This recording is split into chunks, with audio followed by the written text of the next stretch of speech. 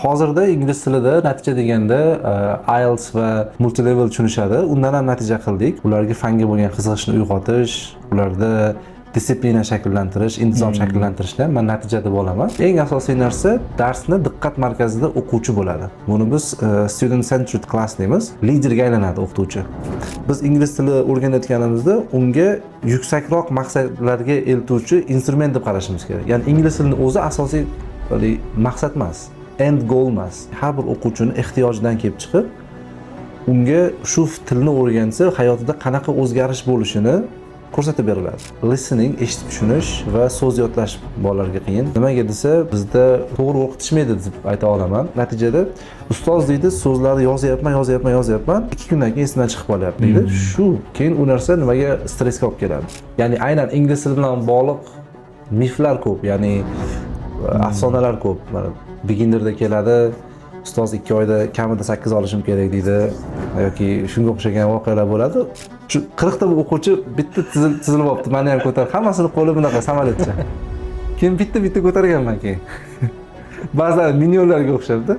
Muntazamlik, ya'ni intizom bilan o'zi e'tibor bersangiz, shu ikkita so'z bir-biriga yaqin. Ya'ni intizom bilan muntazam ravishda shug'ullanish kerak. Bir kun 5 soat o'qib, keyin 5 kun o'qimasdan yana 5 soat o'qisa, unaqa foydasi bo'lmaydi. Har kuni 1 soat yoki 2 soatdan eng kamida.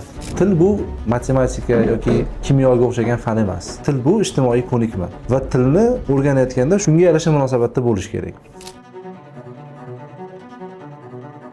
Assalomu alaykum ustoz, xush kelibsiz.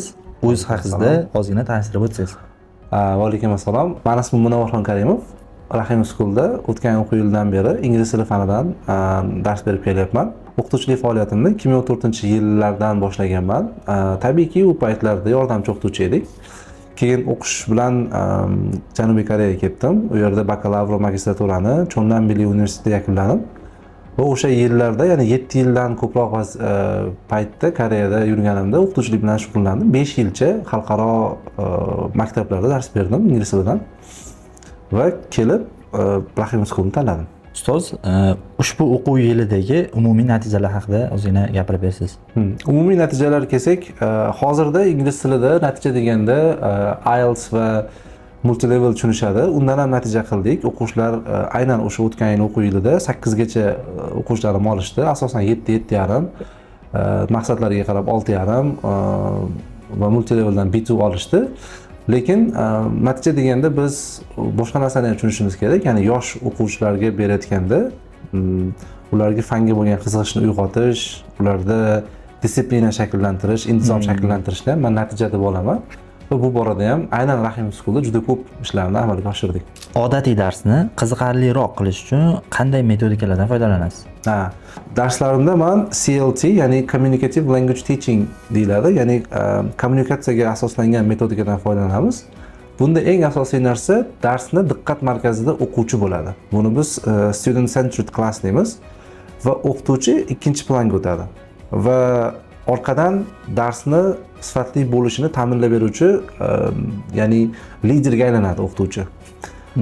Chunki ingliz tili boshqa fanlardan farqli o'laroq ijtimoiy ko'nikma hisoblanadi va uni leksiya qilib o'tishdan o'quvchiga foyda kamroq bo'ladi va darslar qiziqarsiz, zerikarli bo'lib qoladi. Monotonniy deymiz.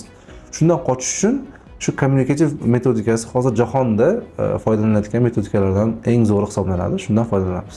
Sizningcha bugungi kunda ingliz tili fani nimasi bilan muhim?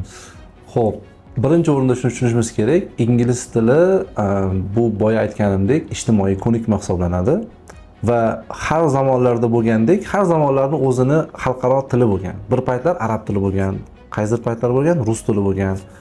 Hozirga kelib ingliz tili shu jahon maydonida eng nima desa bo'ladi, keng tarqalgan til hisoblanadi va asosiy ilmlar shu tilda. Biz ingliz tili o'rganayotganimizda unga yuksakroq maqsadlarga eltuvchi instrument deb qarashimiz kerak. Ya'ni ingliz tilining o'zi asosiy maqsad emas, end goal emas. Masalan, top 10 talik universitetlarni oladigan bo'lsak, o'sha Harvard deymizmi, MIT deymizmi, Cambridge deymizmi, bular hammasi o'sha ingliz tilida o'tiladigan universitetlar hisoblanadi. Va biznes olamida ham o'sha jahonda ingliz tilini bilgan odam uchun boshqa tilni o'rganish, ya'ni unchalik ehtiyoji yo'q. Shuning uchun ingliz tili shunisi bilan hozirda juda ahamiyat kasb etadi. O'quvchilarga ingliz tili fanini yoqtirish uchun ko'proq nimalarga e'tibor berasiz? Boya aytganimizdek, ingliz tili juda katta ahamiyat kasb etadi va har bir o'quvchiga o'zi alohida yondashuvi bo'ladi. Ya'ni har bir o'quvchini ehtiyojidan kelib chiqib, unga shu tilni o'rgansa, hayotida qanaqa o'zgarish bo'lishini ko'rsatib beriladi. Masalan, bitta case bor bizda, kichkina bir 5-sinflarda bir o'quvchimiz bor edi. U umuman ingliz tili menga kerak emas derdi. Menga faqat sport kerak va arab tili kerak, chunki men Makkaga qori bo'laman degan shunaqa yosh nimasi bor edi. Biz unga bir 2 oy rosa qiynaldik. O'rgata olmadik. Ya'ni ingliz tiliga umuman qiziqmaydi. O'zida bo'lmasa qiyin-da, juda sho'x. Keyin ota-onasi bilan gaplashib nima qildik? Zo'r nima qildik. Sen agar Makkaga qori bo'ladigan bo'lsang, u yerda turli xil millat vakillari keladi oldinga. Bas ular o'zbekchani ham, arabchani ham bilmaydi, inglizchani biladi deb tushuntirdik. Haligi bola 180 gradusga o'zgardi. Ya'ni hozirgacha kelib ingliz tilida so'rashib ketib, ustoz inglizcha o'rganaman, menga so'z bering, menga bir narsa bering deb keladi. Ya'ni o'ta katta o'zgarish bo'ldi shu bolada. Shunaqa qilib nima qilamizda endi. Sizningcha ingliz tili fanida o'quvchilar eng ko'p qiynaladigan qismi qaysi deb hisoblaysiz? O'zi hammasi qiyin, ilm olish oson emas, lekin menimcha ayni hozirgi paytda listening, eshitib tushunish va so'z yodlash bolalarga qiyin. Nimaga desa, bizda o'sha to'g'ri o'qitishmaydi deb ayta olaman. Masalan, listeningda o'quvchilar keladi. Listeningni eshitganda tushunmaydi, lekin o'sha yozuvini ko'rsatsam, ustoz ichida bilmagan so'zim yo'q ekan deydi. Ya'ni listeningda o'zini o'qitish metodikalari bor.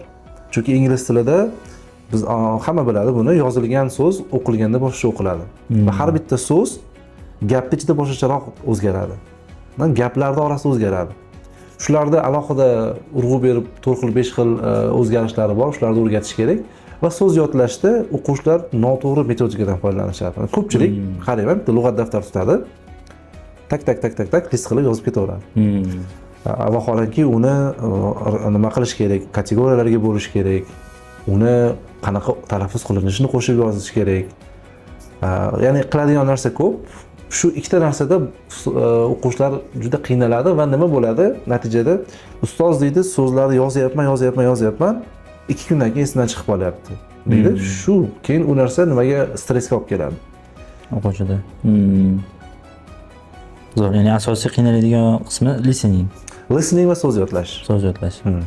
Birorta darsingizda esda qolarli, qiziqarli lahza haqida aytib bersangiz. Unaqalar juda ham ko'p bo'ladi.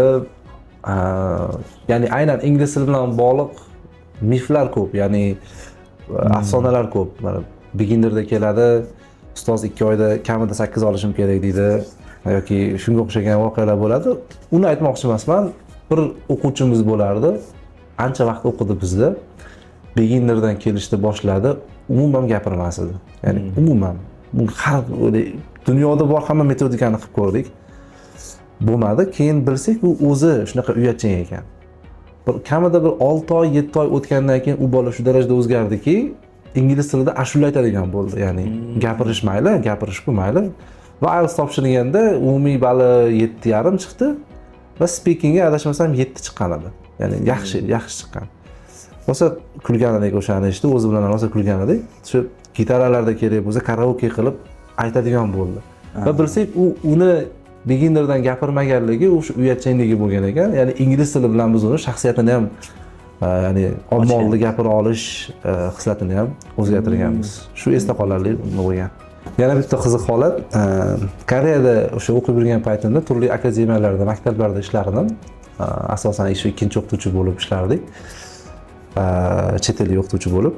Bir kuni shu bog'chaga taklif qilishdi, har xil festivallar bo'lardi. Bog'chada dars berdim. Ya'ni kichkina bolachalar. Dars tugagandan keyin bitta bolachani olib deb ko'tarib qo'ydim-da. Albatta 40 ta o'quvchi bor. Ikkita guruhga bor. 4 yoshlilar va 5 yoshlilar. Shu 4 yoshli bolani ko'tarib qo'ysam, shu 40 ta o'quvchi bitta tizilib olibdi. Meni ham ko'tarib, hammasini qo'li bunaqa samolyotcha. Keyin bitta ko'targanman keyin. Ba'zilari minionlarga o'xshabdi. Ba'zilari ham bitta kelib oladi.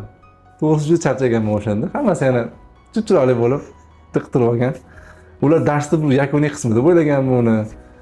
Ya'ni o'sha qiziqarli holat bo'lgan shunda. O'ylaganman, ota-onasi ko'tarmaydimi buni deb. Juda aniq bo'lgan.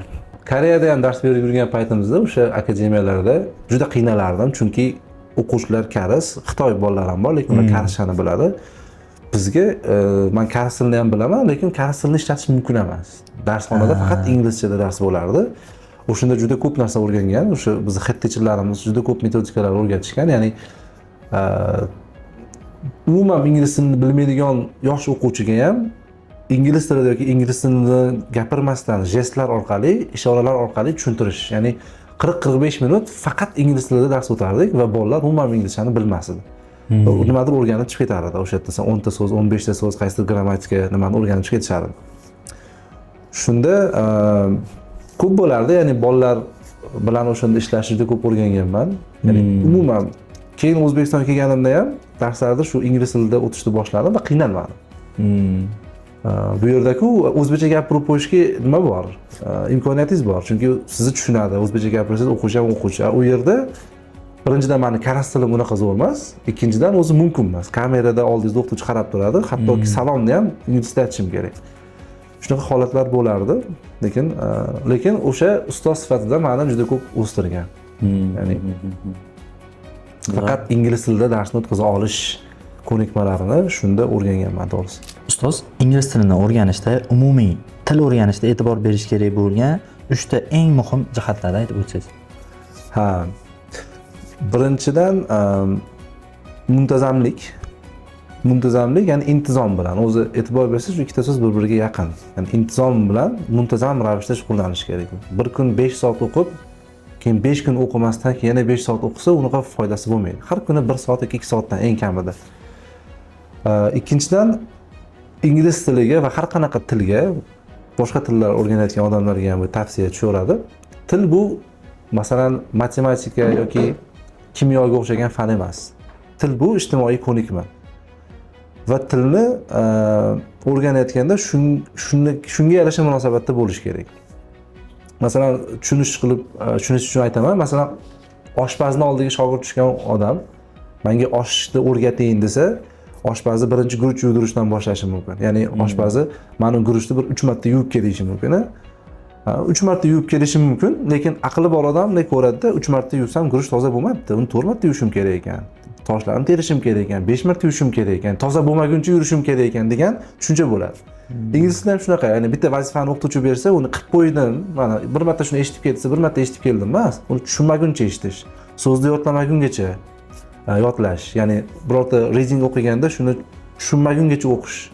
Shunaqa qilib, ya'ni hayotiy ko'nikma deb qarash kerak. Va to'g'ri ustoz tanlash, to'g'ri muhit tanlash eng muhimi. Rahmat ustoz, vaqt ajratib kelganingiz uchun xushsiz. Rahmat. Rahimov School. Farzandingiz munosib joyda ta'lim olsin.